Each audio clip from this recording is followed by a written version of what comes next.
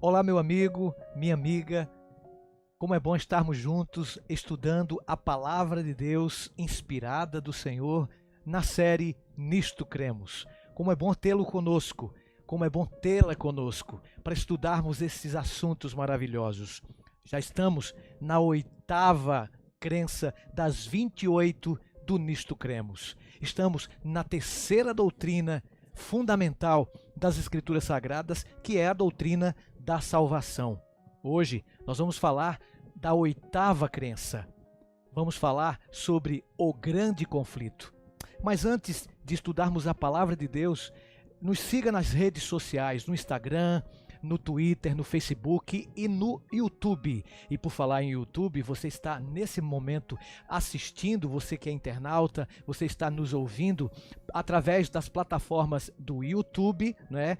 E como também você que está no YouTube pode se inscrever. Vai lá, se inscreve, ative o sinal também, para que você possa estar sempre comunicado com a palavra de Deus, possa ser comunicado, avisado pelo YouTube que estamos em direto, estamos com uma nova série, estamos ao vivo. É muito bom ter a sua presença, a sua companhia no Nisto Cremos. Antes de estudarmos a oitava crença, o grande conflito, eu gostaria que você, se puder, feche seus olhos e ore comigo. Pai querido, muito obrigado pela tua presença no estudo deste momento, deste episódio, o oitavo dos 28 que estamos estudando acerca das doutrinas fundamentais, das crenças fundamentais extraídas da tua palavra. Abençoe o internauta que nos ouve, que nos assiste, que estuda juntamente comigo, que ele possa ser iluminado, que todos possamos ser iluminados, para que possamos entender a tua inspirada palavra. Nos dê uma noite de muita paz, de compreensão das tuas sagradas escrituras, pois te fazemos este pedido e o pedimos em nome de Jesus. Amém. Muito bem, já estou com a Bíblia. Se você puder tê-la em suas mãos, ter um papel e uma caneta, um lápis, para que você possa anotar os pontos essenciais, os pontos importantes. E no nosso chat do YouTube, você pode também fazer a sua pergunta, pode fazer a sua colocação. Diga para nós o que você gostaria de saber. Faça a sua escolha, a sua opinião. Participe conosco, estude conosco, compartilhe, viralize esperança, porque o Nisto Cremos tem proporcionado esta oportunidade para que você e eu possamos juntos estudar a sua palavra inspirada. Sobre o grande conflito, toda a humanidade está agora envolvida neste conflito cósmico colossal entre Cristo e Satanás, quanto ao caráter de Deus, sua lei e sua soberania sobre o universo. Esse conflito se originou, sabe onde? No céu. Quando um ser criado, dotado de liberdade de escolha por exaltação própria, tornou-se Satanás, o adversário de Deus, e conduziu à rebelião uma parte dos anjos. Ele introduziu o espírito de rebelião neste planeta, ao induzir nossos primeiros pais, Adão e Eva, ao pecado.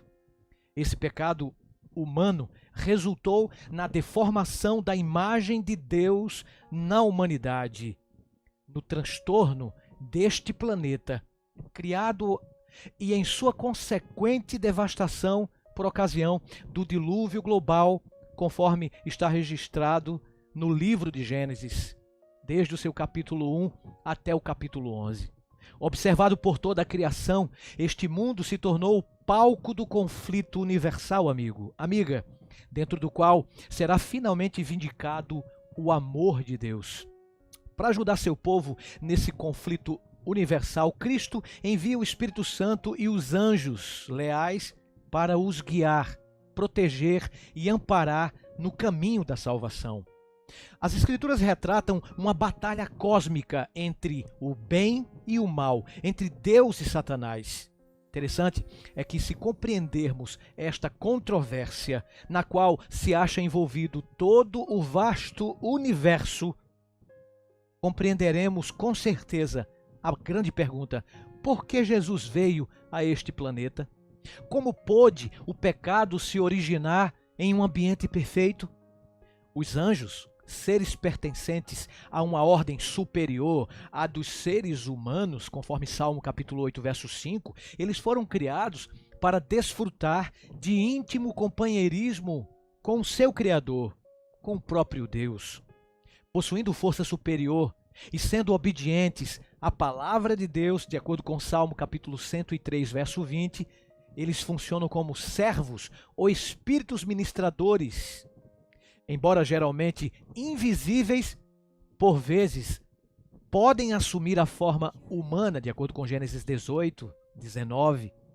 Foi por meio de um desses seres angelicais que o pecado foi introduzido no universo. Utilizando os reis de Tiro, por exemplo, e de Babilônia como descrições figurativas de Lúcifer, as Escrituras provém vislumbres de como a controvérsia, querida ovelha, cósmica iniciou. Lúcifer, filho da alva, ungido como querubim cobridor, diz a Escritura, residia na presença de Deus, Isaías 14, verso 12, Ezequiel 28, verso 14. As Escrituras dizem: Tu és o sinete da perfeição, cheio de sabedoria e formosura. Perfeito eras nos teus caminhos, desde o dia em que foste criado, até que se achou iniquidade em ti. Ezequiel 28, 12 e 15. Embora o surgimento do pecado seja inexplicável, querida ovelha, e injustificável, não podemos justificar, isso começou no orgulho de um ser celestial chamado Lúcifer, porque com a sua formosura ele se orgulhou, conforme Ezequiel 28, 17. Lúcifer se recusou a permanecer contente com a sua exaltada posição recebida pelo Criador. Em seu egoísmo, cobiça e igualdade, ele queria ser igual a Deus. Ele dizia: Tu dizias no teu coração, a Bíblia diz, eu subirei acima no céu, acima das estrelas de Deus, e exaltarei o meu trono, e no monte da congregação me assentarei. Serei semelhante ao Altíssimo, diz a Bíblia. Isaías 14, versos 13 e 14. Contudo, embora ele desejasse a posição de Deus, ele não almejava o seu caráter.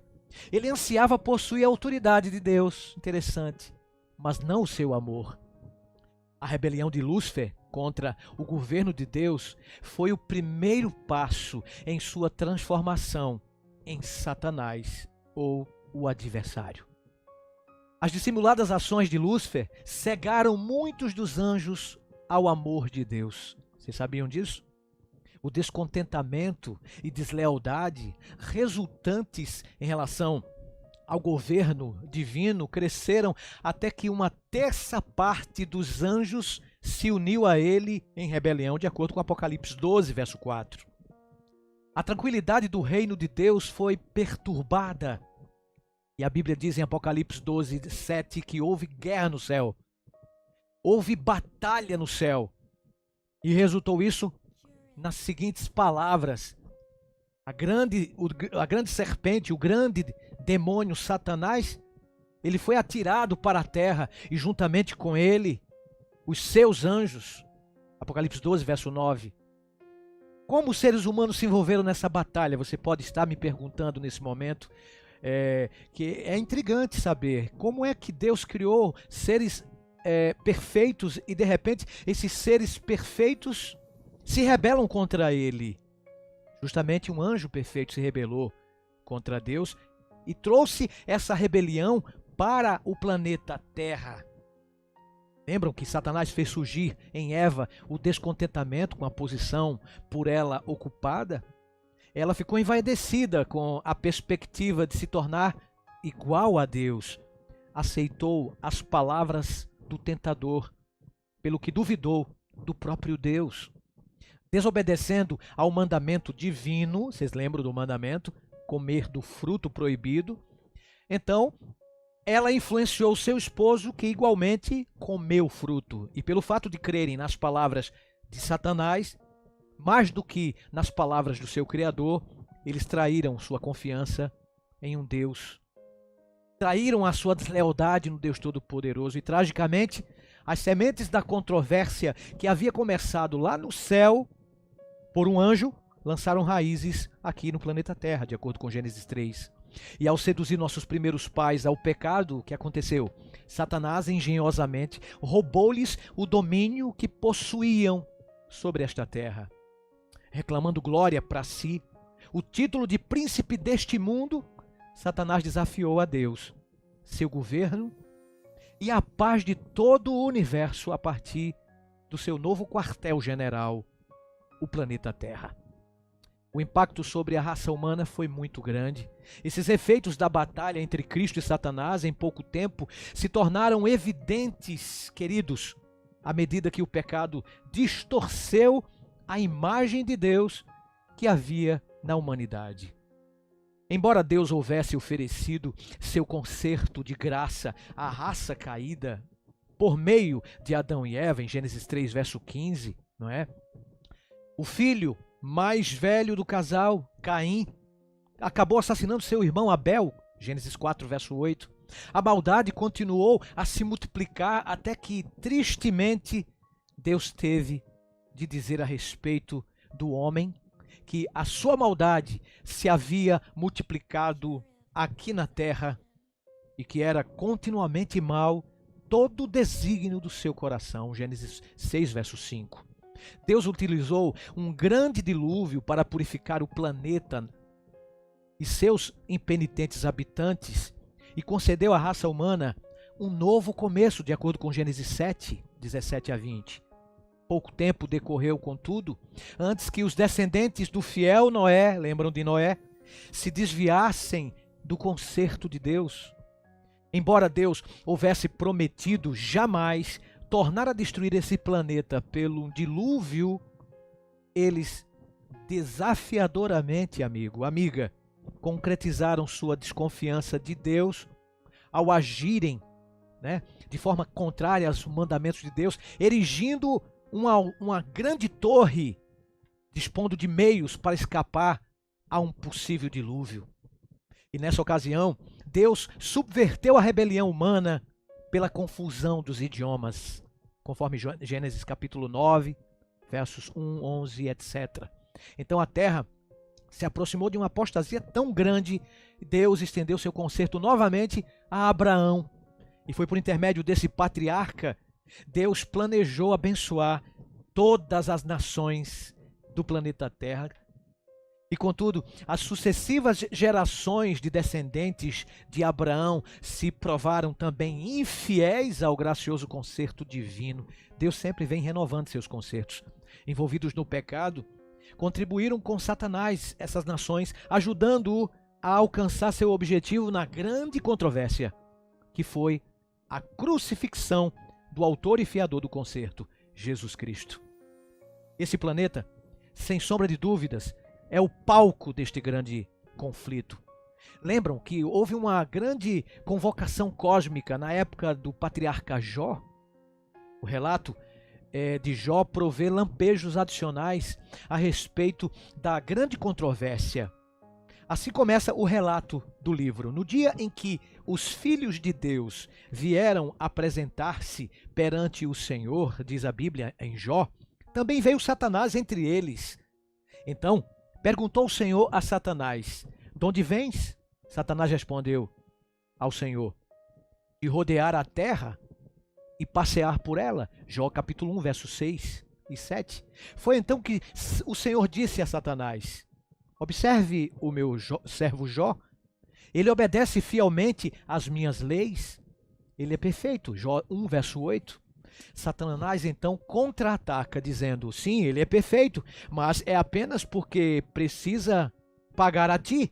Não é verdade que tu o proteges? Cristo então respondeu que Satanás permitiu, que Satanás provasse ao patriarca, ao seu filho. E desde a sua vida, ele foi, Deus permitiu que ele fosse, tivesse recebido alguns golpes terríveis. E Satanás, com a permissão divina, aplicou esses golpes. Amigos, o planeta é o palco do grande conflito. Que história dramática, que as Escrituras contam.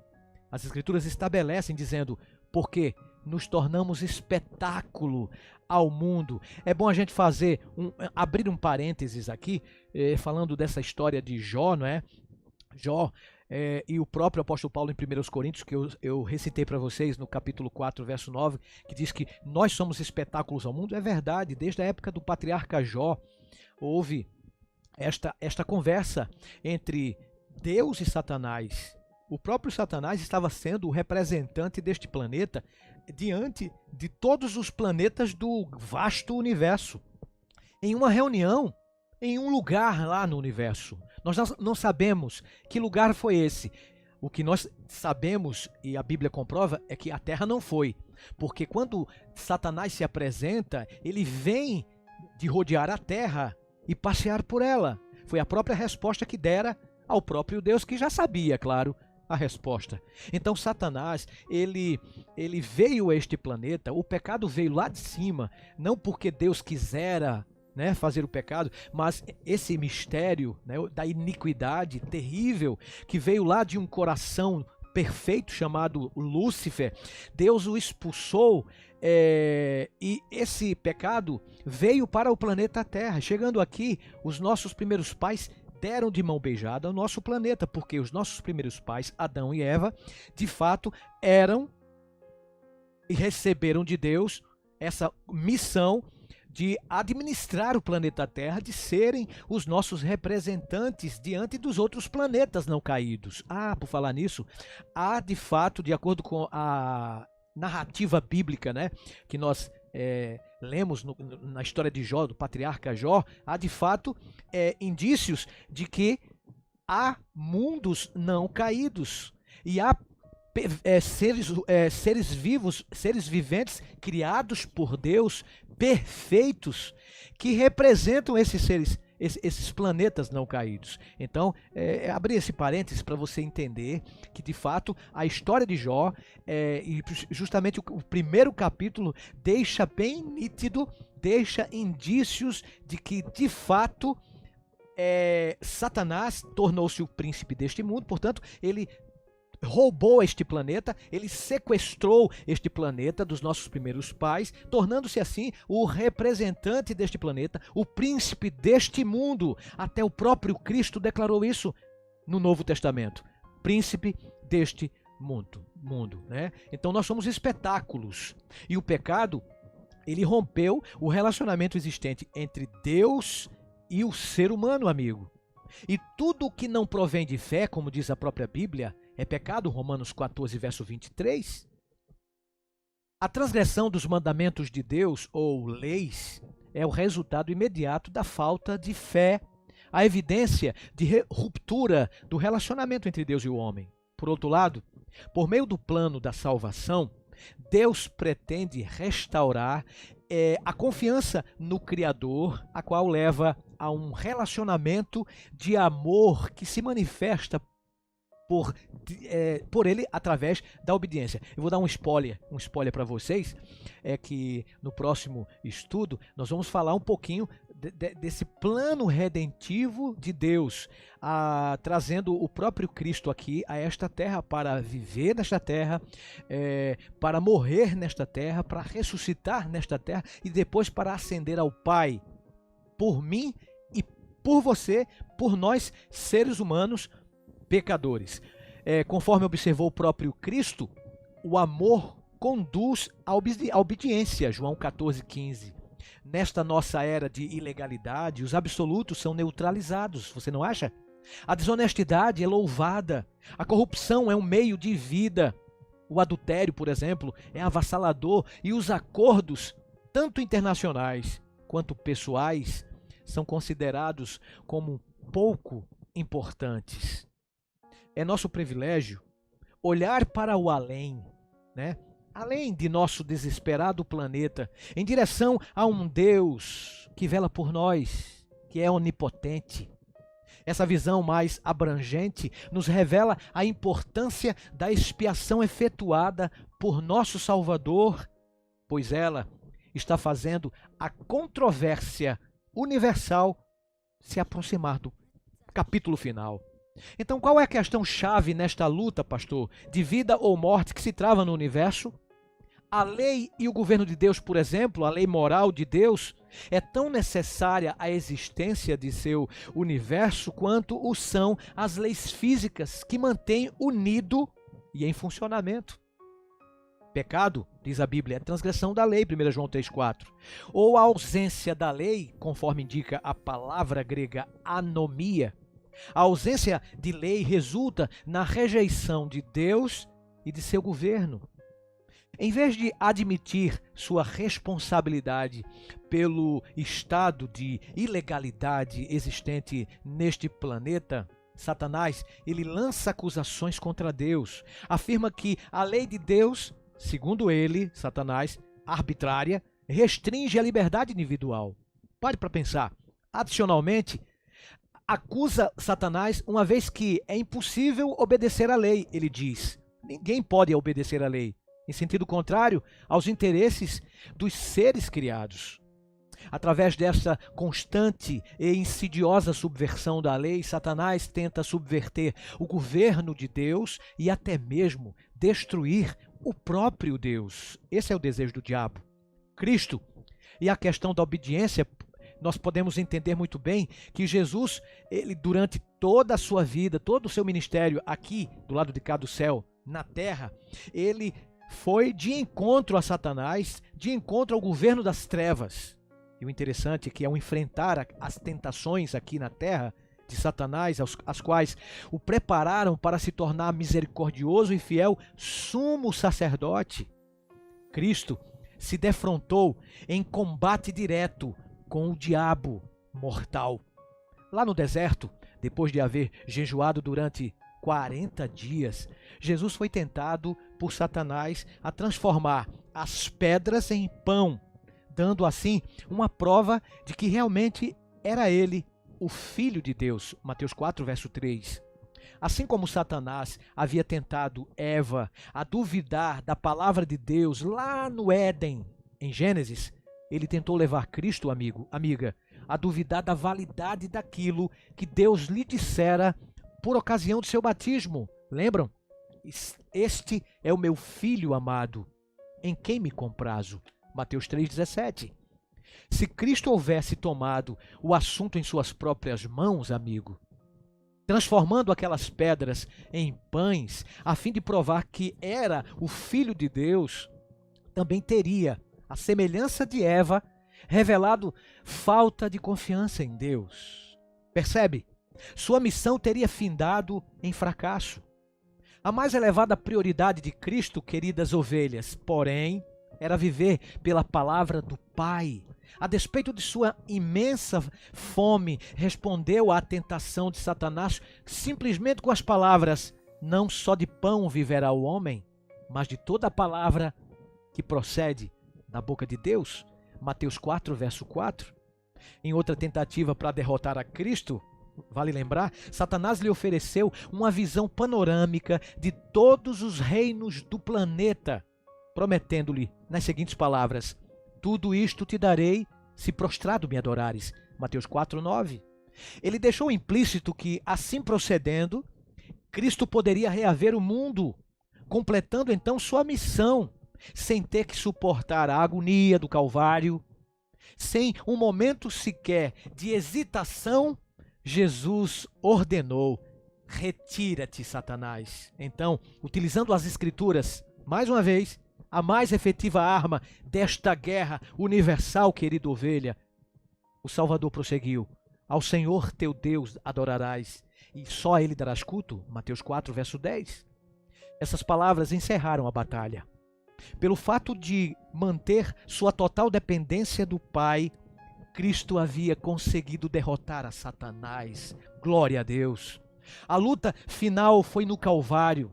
Essa controvérsia entre o bem e o mal, o clímax foi no Calvário.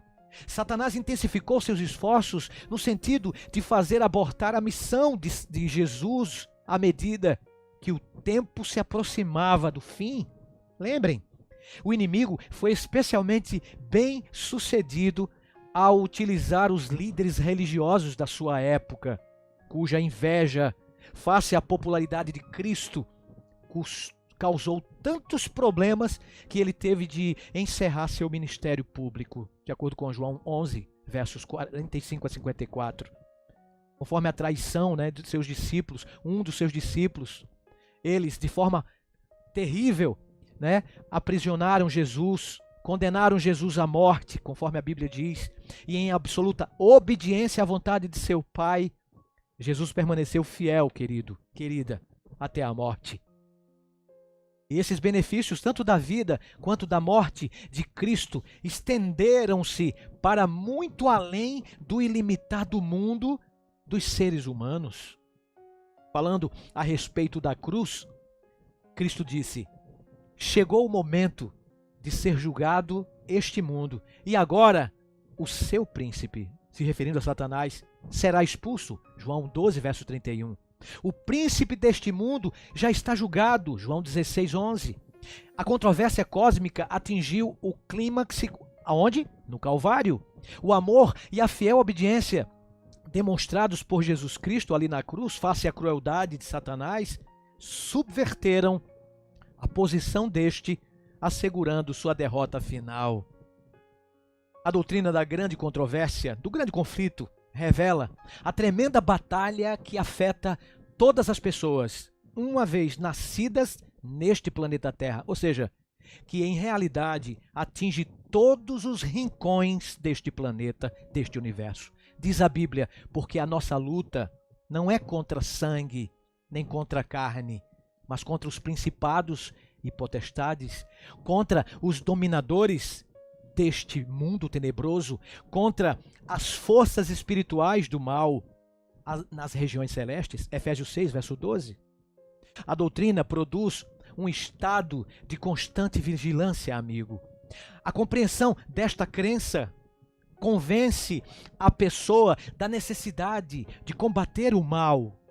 O sucesso será possível tão somente por meio da dependência de Jesus Cristo, o capitão dos exércitos, aquele que é forte e poderoso, o Senhor poderoso nas batalhas, diz Davi em Salmo 24, verso 8. Conforme o apóstolo Paulo, o fato de assumirmos a estratégia de sobrevivência indicada por Cristo significa tomarmos sobre nós toda a armadura de Deus, está aqui, para que possais resistir no dia mau e depois de ter desvencido tudo, permanecer inabaláveis. Estai, pois, firmes, cingindo-vos com a verdade e vestindo-vos da couraça da justiça. Calçai os pés com a preparação do evangelho da paz, embraçando sempre o escudo da fé, com o qual podereis apagar todos os dardos inflamados do maligno. Tomai também o capacete da salvação e a espada do Espírito, que é a palavra de Deus, e com toda oração e súplica, orando em todo o tempo no Espírito, e para isto vigiando com toda a perseverança e súplica por todos os santos. Efésios 6, versos 13 a 18. Quão grande é o privilégio, amigo, do verdadeiro cristão. Viver uma vida que se caracterize pela paciência e fidelidade, uma permanente prontidão para enfrentar o conflito. Amigo e amiga, manifestando constante dependência daquele que nos torna mais que vitoriosos. Romanos 8, 37. Isso explica o mistério do sofrimento. O mal não se originou com Deus. Vale lembrar isso. Aquele que ama a justiça e aborrece a iniquidade, Hebreus 1:9, não pode ser acusado diante da miséria deste mundo. Satanás, um anjo caído, é o responsável, minha querida ovelha, pela crueldade e sofrimento. Podemos compreender melhor os roubos, os assassinatos, funerais, crimes, acidentes, aqueles que mais nos partem o coração, não é? Quando os contemplamos dentro da moldura do grande conflito. A cruz testifica tanto da capacidade destruidora do pecado, quanto das profundidades do amor de Deus em favor de nós pecadores. Portanto, a grande controvérsia constitui um tema que nos ensina a odiar o pecado e a demonstrar o amor pelo pecador. Ela expõe o atual interesse amorável de Cristo pelo mundo. Após seu retorno ao céu, Cristo não deixou seus filhos órfãos. Manifestando grande compaixão, providenciou-nos todo o auxílio possível na batalha contra Satanás. O Espírito Santo foi comissionado a encher-nos em favor de Cristo, representando nossa constante companhia até que Jesus retorne outra vez, de acordo com João 14,16. Os anjos também foram comissionados a se envolver com a sua obra salvadora, de acordo com o autor de Hebreus, no capítulo 1, verso 14. A nossa vitória está assegurada, querida. Podemos manifestar esperança e coragem quando contemplamos o futuro, uma vez que o nosso Mestre está no comando. Nossos lábios podem se abrir em magnífico louvor diante de sua obra redentora. Amém? Ele revela o significado cósmico da cruz. A salvação da humanidade acha-se em jogo durante o ministério e morte de Cristo, pois ele veio para oferecer a sua própria vida para a remissão de nossos pecados. Ao assim proceder, Cristo vindicou o caráter, a lei e o governo do seu Pai, contra os quais Satanás lançara falsas acusações. A vida de Cristo vindicou a justiça e a bondade de Deus, demonstrando que a lei e o governo de Deus eram justos. Cristo revelou a falta de fundamento dos ataques do diabo contra Deus, mostrando que por meio de total dependência do poder e da graça de Deus, os pecadores arrependidos podem, sem sombra de dúvidas, se erguer acima dos aborrecimentos e frustrações causados pelas tentações e podem viver vitoriosamente em relação ao pecado, porque têm o amor maravilhoso de Jesus. Que maravilha, não é, querido? Que maravilha, querida, saber que o mal não teve sua origem em um Deus amoroso, mas em um anjo que se rebelou contra ele, tornando-se o que nós conhecemos, de acordo com o estudo de hoje, Satanás, o antigo dragão, a antiga serpente, chamado de diabo, o sedutor de todo mundo. Durante esse estudo aprendemos que Satanás, ele tanto acusou Jesus e tem acusado todos os seres humanos, e ele continua a nos acusar, continua a nos tentar, continua diante de Deus dizer que nós não temos condições de sermos salvos, mas ele já foi derrotado de acordo com as Escrituras. Jesus esmagou a cabeça do dragão. Jesus esmagou a cabeça da serpente de Satanás lá na cruz, há alguns milênios atrás. Glória a Deus por isso. O diabo continua tentando seus filhos, a cada um de nós, a mim e a você. De acordo com esse estudo, eu mencionei que Deus nos dá força e juntamente com como Ele permite que sejamos tentados, mas mesmo assim com as provas, com as tentações que nos permite, Ele nos concede força para vencermos todas as tentações e sairmos ilesos nas provações. Aqui é uma arma poderosa contra as ciladas, contra as tentações de Satanás. Estude a Bíblia todos os dias. Testemunhe deste livro para muitas pessoas que ainda não conhecem o segredo da vida eterna que está aqui nesta linda, inspirada palavra, nessa inspiração divina. E um dos segredos também, além do testemunho, além de estudar a palavra de Deus, de ler a palavra de Deus, colocá-la em prática, ele disse que a oração é poderosa e Jesus fez uso dela para vencer as artimanhas as tentações, os estratagemas de Satanás. Convoco a você, nos momentos de aflição, a unir-se em oração, a se ajoelhar a Deus através da oração e pedir misericórdia, porque Ele é digno de toda honra e louvor, porque com nossas próprias forças, não, amigo, nunca venceremos a Satanás, porque Satanás, ele é 1000 vezes mais poderoso do que nós seres humanos. Mas eu tenho uma boa notícia a dizer para você, amigo, amiga, que me ouve, que me assiste. Satanás é 1000 vezes, verdade, 1000 vezes mais poderoso do que nós, do que eu e você.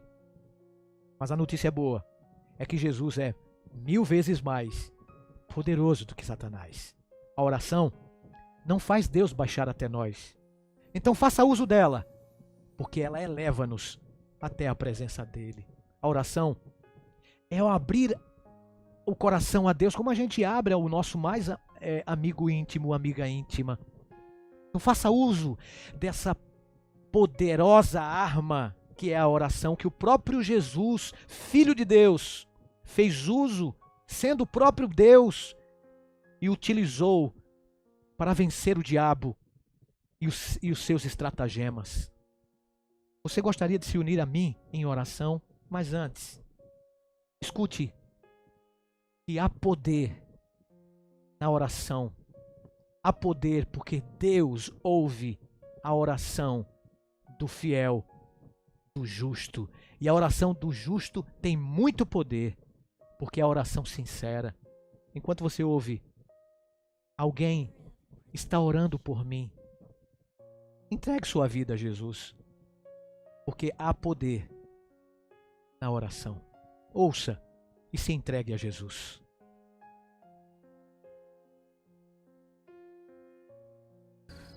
Todas as coisas te são possíveis.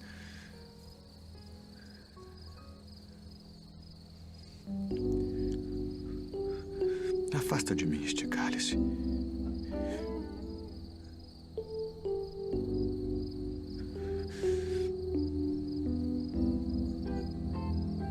Não seja, porém, o que eu quero, mas o que tu queres.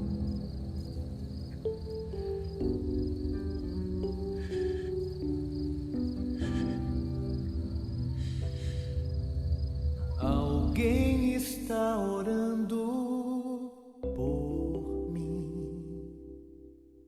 Eu sei porque as bênçãos dos céus pude sentir. Senti meu coração sendo tocado.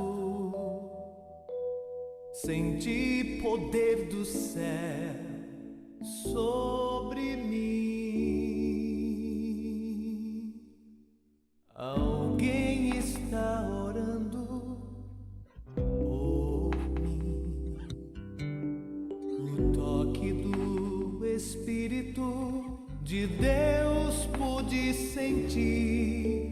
Um refrigério veio em minha alma. A paz do céu aqui pude sentir.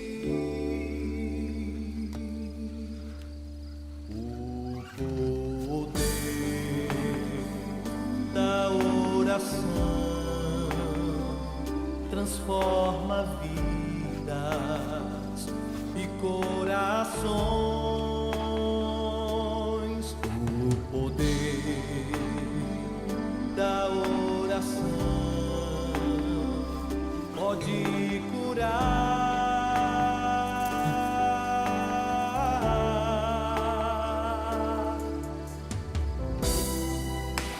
É Deus que nos responde conforme a nossa fé. Com Deus falamos sempre através da oração. É Deus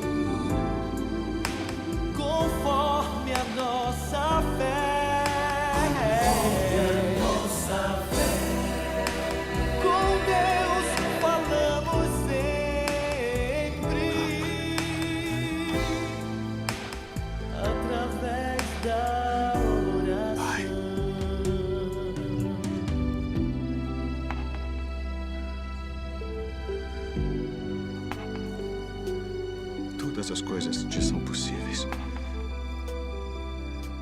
Alguém está orando por mim.